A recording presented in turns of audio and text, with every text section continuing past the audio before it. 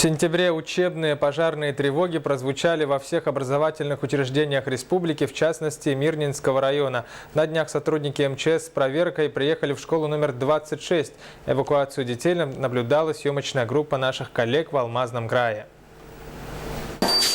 Закончить урок сегодня потребовал не обычный звонок, а пожарная сирена. Задымление в кабинете географии. Вводный сигнал о пожаре передан на пульт МЧС. Система безопасности школы – это кропотливая работа, практические тренировки персонала и учащихся. Небольшой опрос подтвердил, правила поведения в опасной ситуации дети знают на зубок. При пожаре надо спокойно встать со своих мест, построиться по двое из класса и за учителем следовать к выходу. Тренировались не только дети, но и учителя.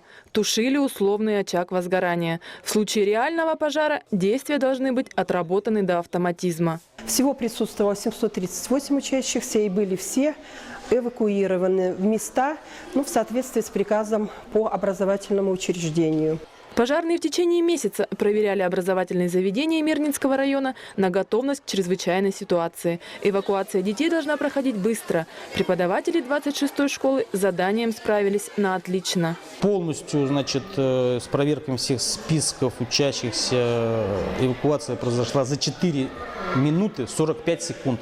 Похожие результаты и в других школах. Основное правило успешной эвакуации – сохранять спокойствие. Не нужно паниковать в таких ситуациях, потому что, как практика показывает, большинство пострадавших – это в основном из-за паники, создавшейся паники.